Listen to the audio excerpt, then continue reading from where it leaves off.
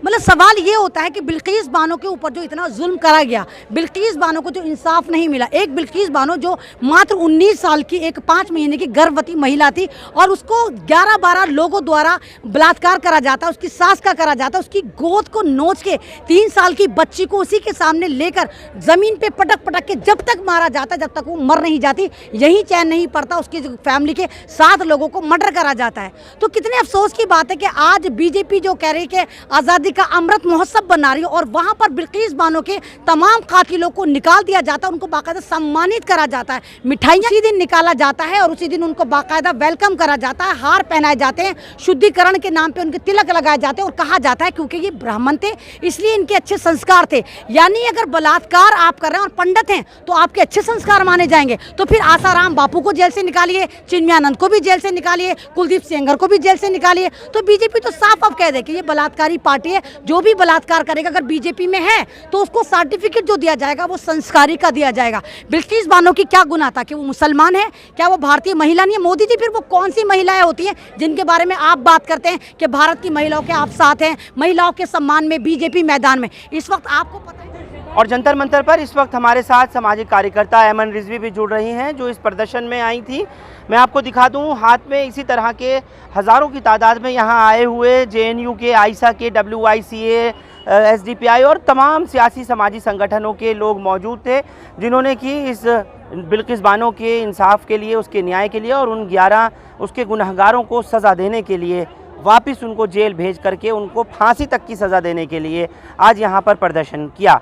साथ ही साथ मैं आपको बताना चाहता हूँ जिस तरह के नारों से इस वक्त जंतर मंतर गूंजा है उसमें खुले तौर पर यहाँ नारे लगाए गए कि बिल्किस हम शर्मिंदा हैं, तेरे गुनहगार जिंदा हैं। ऐमन रिजवी जी देखिए फरहान, जिस तरह आपने देखा कि मोदी जी ने एक नया ड्रामा करा के आज़ादी का अमृत महोत्सव करने के बाद जो गुजरात में बिल्किस बानो के कातिलों को छोड़ा गया तो वो एक बहुत ज़्यादा शर्म की बात है। और फिर ये कहा जाए कि ये जितने भी संस्कारी हैं, बलात्कारियों को संस्कारी बता दिया गया कि जो ब्राह्मण थे इसलिए संस्कारी माना गया, तो ये गलत है, इस तरह नहीं होना चाहिए था। अगर इस तरह होना चाहिए, अगर यही पैमाना है संस्कार का तो सबसे बड़ा पैमाना तो फिर आप देखिए कि आसाराम बापू आज़ाद होना चाहिए, वो भी तो बलात्कार के जुर्म में। अब आप लोग प्रोटेस्ट करने आई हैं और यहाँ पुलिस, महिला पुलिस जो है वो सब साफ कराने के लिए जा रहे हैं आगे। बिल्कुल, ये तो हमेशा होता है कि जब प्रोटेस्ट होता है, प्रोटेस्ट में जो टाइम देते हैं एक्यूरेट देते हैं कि मतलब अगर हम हक की बात करते हैं, इंसाफ की बात करते हैं, जुल्म की बात करते हैं तो पुलिस वाले हमें खदेड़ देते हैं। लेकिन अगर यहाँ पर अभी नफरती चिंटू मुल्ला को काटने की बात करते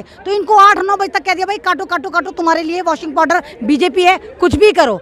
मतलब सवाल ये होता है कि बिल्किस बानो के ऊपर जो इतना जुल्म करा गया, बिल्किस बानो को जो इंसाफ नहीं मिला, एक बिल्किस बानो जो मात्र 19 साल की एक 5 महीने की गर्भवती महिला थी और उसको 11-12 लोगों द्वारा बलात्कार करा जाता, उसकी सास का करा जाता, उसकी गोद को नोच के 3 साल की बच्ची को उसी के सामने लेकर जमीन पे पटक पटक के जब तक मारा जाता, जब तक वो मर नहीं जाती, यही चैन नहीं पड़ता, उसकी फैमिली के 7 लोगों को मर्डर करा जाता है। तो कितने अफसोस की बात है कि आज बीजेपी जो कह रही है कि आज़ादी का अमृत महोत्सव बना रही है और वहां पर बिल्किस बानो के तमाम कातिलों को निकाल दिया जाता है, उनको बाकायदा सम्मानित करा जाता है, मिठाइयाँ खिलाई जाती है। उसी दिन 15 अगस्त पर ही निकाला जाता है, महिमा मंडन होता है। हाँ, उसी दिन निकाला जाता है और उसी दिन उनको बाकायदा वेलकम करा जाता है, हार पहनाए जाते हैं, शुद्धिकरण के नाम पे उनके तिलक लगाए जाते हैं और कहा जाता है क्योंकि ये ब्राह्मण थे इसलिए इनके अच्छे संस्कार थे। यानी अगर बलात्कार आप कर रहे हैं और पंडित हैं तो आपके अच्छे संस्कार माने जाएंगे। तो फिर आसाराम बापू को जेल से निकालिए, चिन्मयानंद को भी जेल से निकालिए, कुलदीप सेंगर को भी जेल से निकालिए।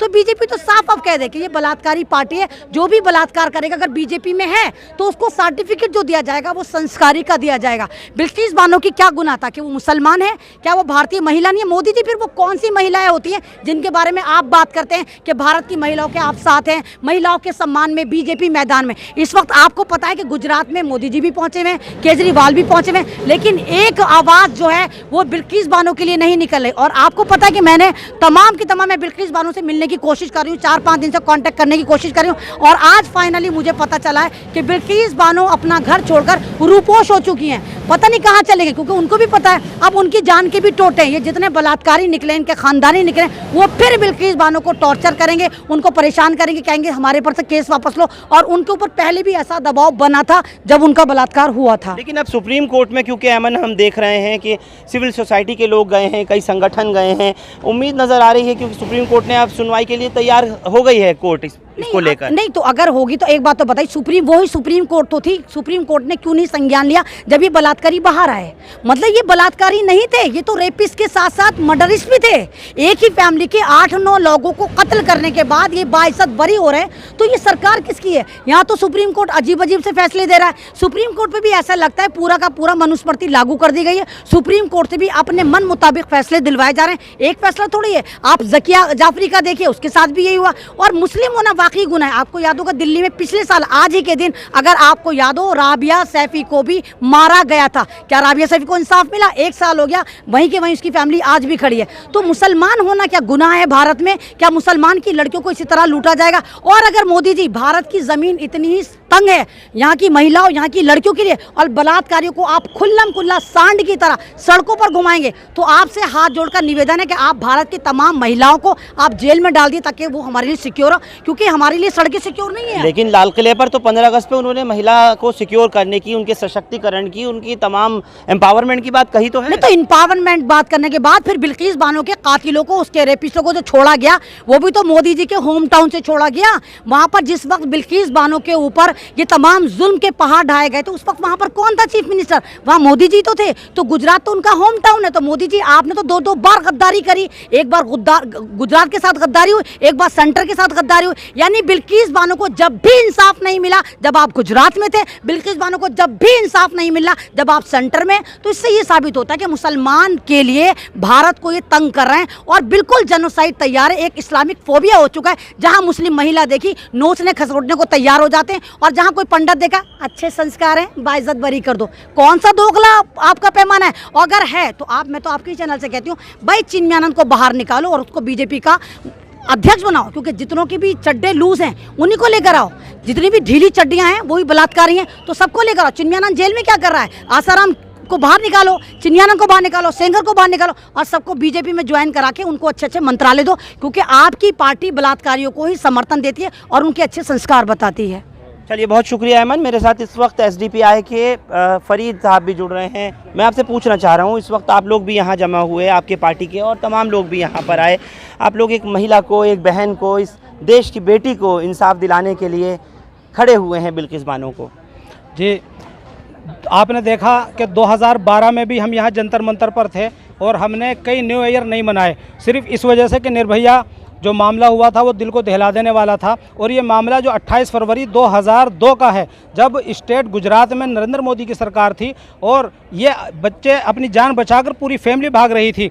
इन्होंने एक आदिवासियों के साथ एक जंगल में पनाह ली। वहाँ पर 20 लोगों का गुट जो बदमाश आए और इनकी वालदा का बलात्कार करा, इनकी बहन का बलात्कार करा, एक 3 साल की बच्ची को पटक पटक कर जान से मार दिया। खुद बिल्किस अब ये बेहोश हो गई। 3 घंटे के बाद जब इसको होश आया और इसने आदिवासी औरत से कपड़े मांगे, फिर वहाँ पर होमगार्ड के पास गई तो 5 पुलिस अधिकारियों को निलंबित किया गया और गुजरात स्टेट से इस केस को बम्बई हाईकोर्ट लेकर गए। जब वहाँ पर इंसाफ मिला 2008 में, फिर उसके बाद आज बिल्किस के जो मुजरिम थे 11, उनको इस अंदाज से छोड़ा गया कि उनको तिलक लगाया गया और उनके पैर छुए गए, उनके मिठाई खिलाई गई। ऐसा लग रहा था कि जैसे ये ब्राह्मण बताकर संस्कारी कह दिया और ये कह दिया गया कि वो ब्राह्मण है, उनके जो है संस्कार अच्छे होते हैं। जबकि जब आदमी जिना करता है, चाहे वो मुसलमान हो, तो उसका ईमान जाता रहता है जिस वक्त वो जिना करता है। इसी तरीके से हम ये मानते हैं कि बलात्कार है, चाहे कोई करे। आज जो हिंदू मुस्लिम किया जा रहा है, ये बहुत गलत बात है। और मैं समझता हूँ कि भारत में इनके पास विकास के नाम पर कोई काम नहीं रहा। अब सिर्फ ये हिंदू मुस्लिम कर गुजरात को जीतना चाहते हैं। और हम आवाम इसलिए इकट्ठा हुए हैं कि हम ये बता दें कि जब भी आवाम के खिलाफ कोई नीति आती है सरकार की, तो हम समझते हैं, चाहे वो अंग्रेज़ हो, चाहे वो कांग्रेस हो, कांग्रेस को उखाड़ कर फेंका 2012 में। आज फिर 2014 के बाद इन्होंने ये नारा दिया था कि बेटी बचाओ और बेटी पढ़ाओ। इस लालच में आकर हमने इनको सत्ता पर बिठा दिया। आज इनको सत्ता से उखाड़ फेंकने का काम आवाम करेगी। इनको एक सियासत का भूत जो इनको पर चढ़ा है और पॉलिटिक्स करने का नाजायज़ तरीका जो इन्होंने अपना रखा है, उनसे अगर ये बाहर नहीं आए तो हम इंशाल्लाह इसी तरीके से रोडों पर रहेंगे और इंसाफ के खातिर इन मुजरिमों को वापस जेल नहीं भेजा गया जब तक हम इसी तरीके से बिल्किस की लड़ाई रोडों पर लड़ेंगे, संसद रोड पर लड़ेंगे। और जब इन मुजरिमों को सज़ा हो जाती है तो उस वक्त तक हम ये चाहेंगे कि कानून की बालादस्ती मुल्क क्या सज़ा चाहते हैं इन 11 मुजरिमों की? इनकी सज़ा जो कानून तय करे वो सज़ा हम चाहते हैं और कानून की बालादस्ती होनी चाहिए। जिस तरीके से आज बीजेपी में जो भी शामिल होता है, चाहे वो बलात्कारी हो, चाहे वो कोई भी हो, उसको रिहा कर दिया जाता है और ये कह दिया जाता है कि वो संस्कारी है। इसकी हम भरपूर मुखालफत करते हैं। मेरे साथ इस वक्त एसडीपीआई की शाहीन कौसर भी मौजूद हैं। क्या सज़ा चाहती हैं आप?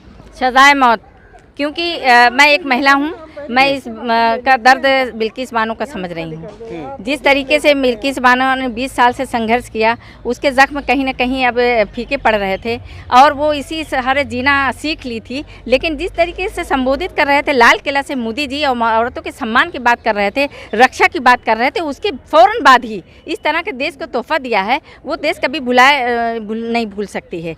और जिस तरीके से उनके गले में मालाएँ पहना करके, मिठाइयाँ खिला करके सम्मानित किया गया है, ये देश कभी भुला नहीं सकता है और देश कभी माफ़ नहीं कर सकता है। मोदी जी चुप्पी तोड़ें, इसके लिए आश्वासन दें, वरना गद्दी छोड़ें, क्योंकि इस लायक नहीं है। देश की जनता बहुत परेशान हो चुकी है, देश की महिलाएं बहुत परेशान हो चुकी हैं और वो घटनाएं लगातार इस तरह की रेप की बढ़ती जा रही है, वारदात बढ़ती जा रही है। महिलाएं बिल्कुल घर में सेफ़ नहीं है, बाज़ार में सेफ़ नहीं है, ऑफिस में सेफ़ नहीं है। अब कोई जो है ऐसी जगह नहीं है कि जहाँ औरतें सेफ़ है। छोटी छोटी बच्चियों के साथ इस तरह से, और वही लोग शामिल उसमें हैं जो बीजेपी के लोग, आरएसएस के लोग, उनके मंत्री और एमएलए भी इसी में शामिल होते हैं। ज़्यादातर वही लोग होते हैं, लेकिन उनके लिए कोई कानून, कोई सज़ा ऐसी नहीं बनी है। अब ये बेटी खड़ी होकर जंतर मंतर पर आपके चैनल के माध्यम से मैं कहना चाह रही हूँ कि जिस तरीके से उन लोगों को बाहर किया गया बिल्किस के मुजरिमों को, और फिर से उनको जेल की सलाखों के पीछे पहुँचाया जाए और उनको फांसी की सज़ा दी जाए।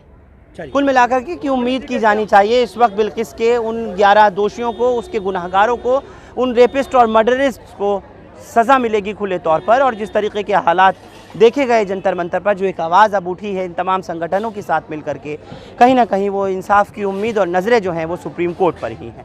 आप लोग हमारे साथ जंतर मंतर से इस खास खबर पर जुड़े, आप सबका बहुत बहुत शुक्रिया। हिंदुस्तान लाइव फरहान याहिया यूट्यूब पर सब्सक्राइब कर सकते हैं और क्लिक कर सकते हैं बेल आइकन हमारी खबर की पहली नोटिफिकेशन के लिए। फेसबुक पर हमारा page Hindustan live Farhan Yahya follow और लाइक कर सकते हैं। बहुत बहुत शुक्रिया। Thank you for now.